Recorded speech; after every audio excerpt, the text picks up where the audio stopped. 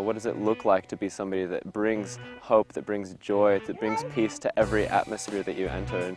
And to me, Tom is really a person that actually exemplifies that peace. He shifts the atmosphere into hope, into joy for people's lives, and his dancing really does give that to people. Positive vibration that I think Tommy is spreading.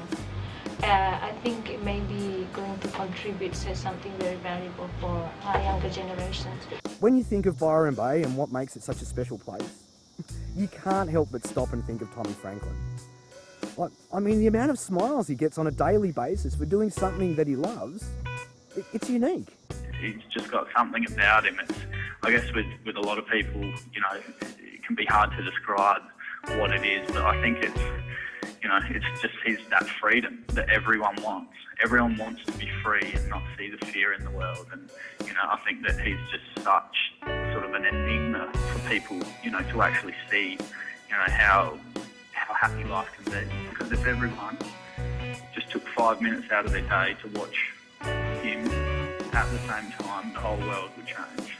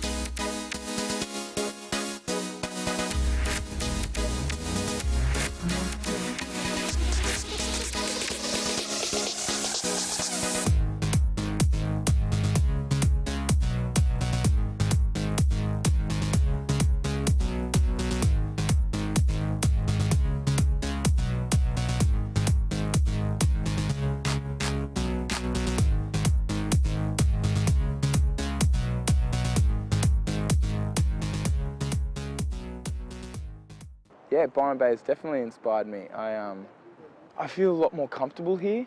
Byron Bay is, as I've said, so concentrated, and there's so many different walks of life.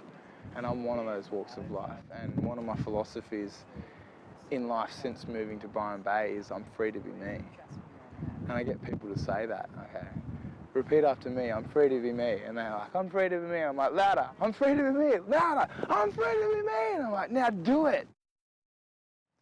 Yeah, so that's really inspired me, but also Crump, the American dance that started over there, like Kingdom Radical, Uplifting Mighty Praise. So it's really like King David was the first recorded crumper. He shred his cloak and danced with all of his might, the mightiest warrior that ever faced the planet. It was just this fierce dancer, you know? It's so aggressive, it's so powerful and raw, and it lets out so much. Yeah, I feel that's really important, to let your aggression or your pain or your happiness or just show your emotions through the dance. I like the term elegant masculinity or masculine elegance. I really like dancing softly and slowly, but I also like dancing really hard and fast and aggressive and putting all my energy and strength into it. So just the sensation of endorphins and adrenaline pumping through your body is just so exhilarating. Sweet. Tommy, Yo. can you tell us what dorking is? Dorking. Dorking is a mixture between walking and dancing. Dancing and walking. Dorking.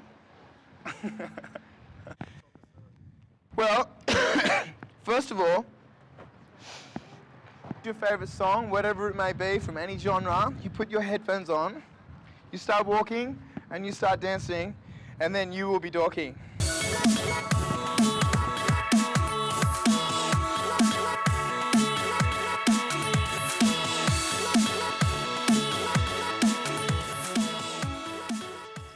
Well, I grew up dancing to the Beatles and the Beach Boys.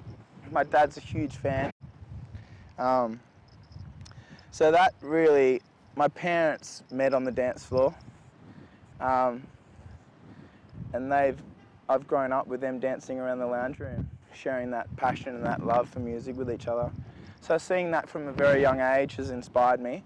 That's really inspired my dancing and shaped the way I move, just seeing them groove. Like, I had a lot of hard times with my old man, because he'd had a really hard life from the wrong side of the tracks, and he didn't want to see his son go down that road, and I was. It would cause all of our troubles and all of our arguments and pain to come to the surface, and it would just be there, staring us in the face. I was like, well, what do we do now? And it would cause us to deal with it and talk about it and to be raw with each other, like, even when we didn't want to. Like, we'd have to settle these disputes without punching each other in the face, and then just realising that we love each other so much. He always wanted the best for me, and realising that, you know, and just thinking about, you know, everything that he's done for me, you know, not just feeding and clothing me and putting a roof over my head for so many years, and giving me, you know, like Nintendo 64s and Ataris and stuff. You know, he actually loves me. So here I am at the airport, picking up my old man. He's the guy that taught me everything I know, from cracking jokes, storytelling, and last but not least, dancing. Oh yeah. Oh, I'm a little dizzy from that one. Okay, where are we?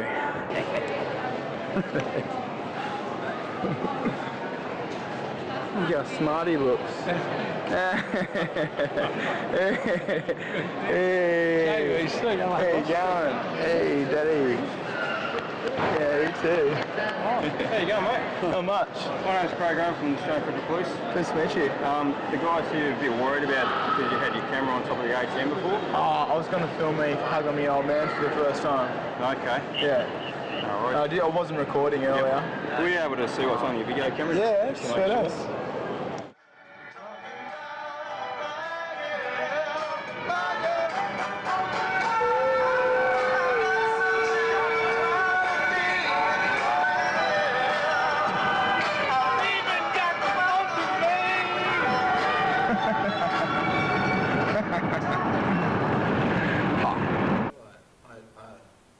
I didn't always like my dad, but now I love him so much.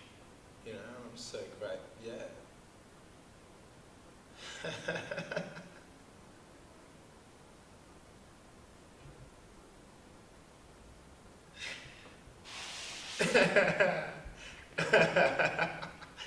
Yeah, my old man's tops. Flower bomb. Woo. It's really good. It caught my eye, and I got it on my phone so I can show everyone else because it needs to be shared. He's amazing. Yeah. Brilliant. Yeah, bust a move. Yeah. Doesn't care. I'd hire him for any party. Any party. We need more of that stuff in South Australia.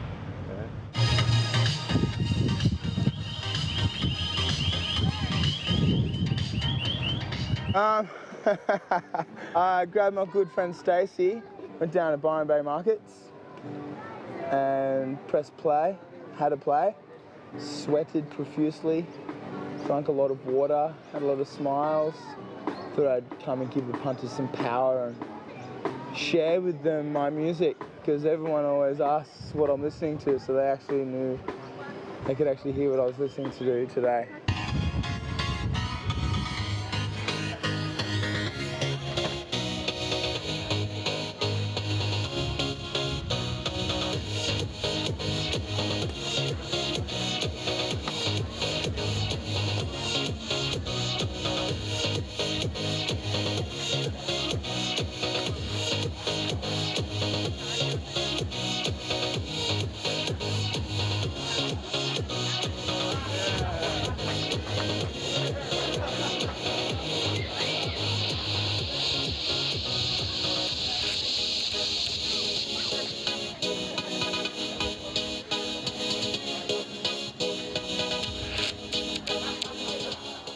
What were you like in high school?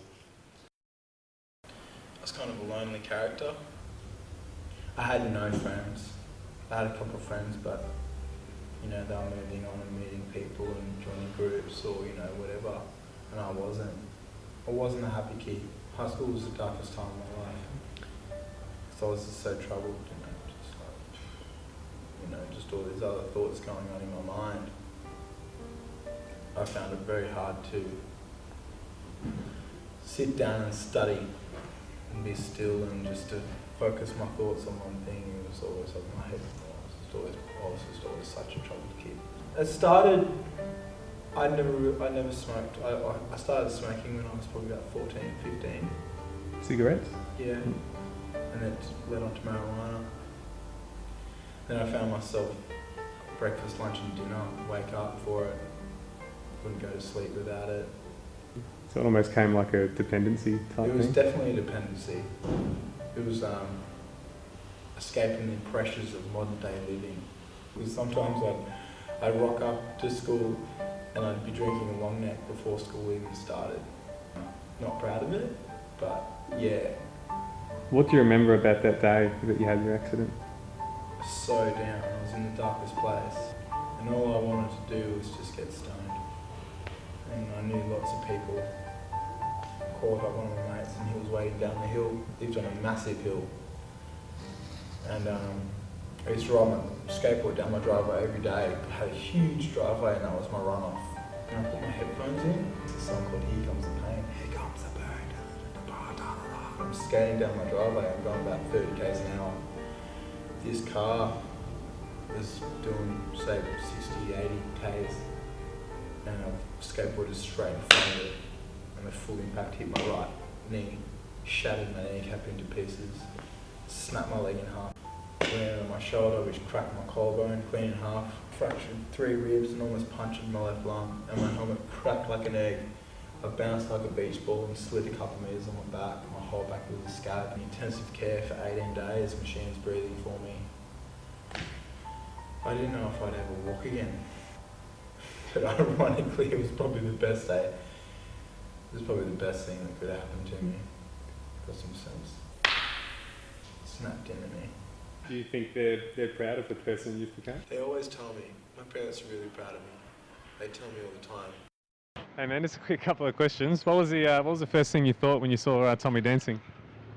Oh, I thought he was on pills. Oh yeah, when we first saw him I thought, I wonder what he's on. My first thought was that he's on something, but if he's not, I think that's very impressive.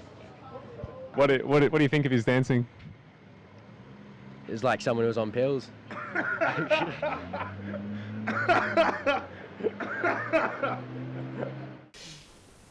How long have you been sober now? 8 years. 8 years. Clean and sober now. It's a long time. I know. Sorry. It's a long time. It is a long time now. Think about it, but time goes like that when you're having fun. Ladies and gentlemen, Tommy Franklin has entered the building. Move that body, we like to party all over the world. We leave no club tiny. Move that. I didn't pull my petrol. All over the world, we leave no club tiny. Move that body, we like to party all over the world. We leave no club tiny. How we looking over there in the back? All the meters in the red sound wave attack. Bounce, come on, bounce, check it. Give me something to one piece and I'm a record. How we looking over there in the back? All the meters in the red sound wave attack. Bounce, come on, bounce, check it. Give me something to one piece and I'm a record. Worldwide styles of the Wall of Famous. On the ground, East Coast can't contain us. How we looking over there in the back? All the meters in the red sound wave attack. Worldwide styles of the Wall of Famous. On the ground, East Coast can't contain us. How we looking over there in the back? All the meters in the red sound wave attack.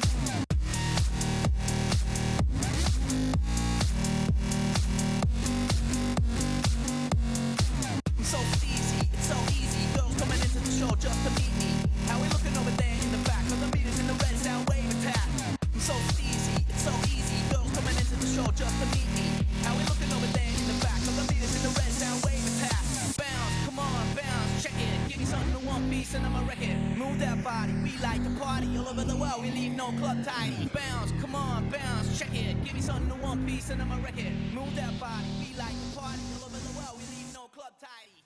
Flower, flower, what a flower, there you are. When we asked you, or you said you wanted to have a dance in the ocean, I was picturing that you just chuck your boardies on and go out to dance, but the way I'm interpreting it with the suit is it's like it's a special occasion. Is that how you look at it? A very, very special occasion. Dancing is... I dance to live. You know, it's always a special occasion. And there's no better outfit than a suit on a special occasion, so yeah. What would you say to people who are self-conscious about dancing in public? I think that you shouldn't be, because letting people dictate your actions by their thought is so wrong. You know, someone could be thinking something about me in one of those houses up there. How's that going to affect my life in any way, shape or form? Someone could be thinking something of me standing in that little group over there. Why should that stop me from enjoying my life to its fullest? You know, you should live life to its fullest. That's why we were born.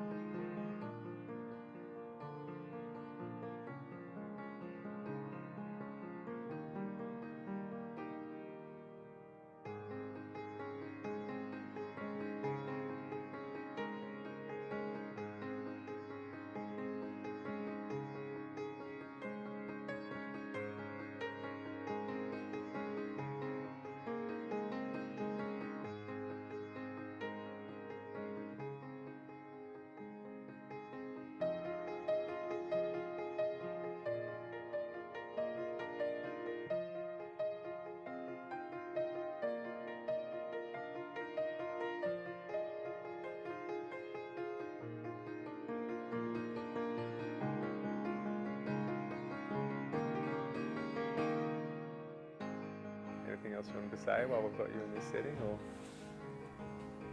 I just want to say I love people and I love seeing people smile. That's it.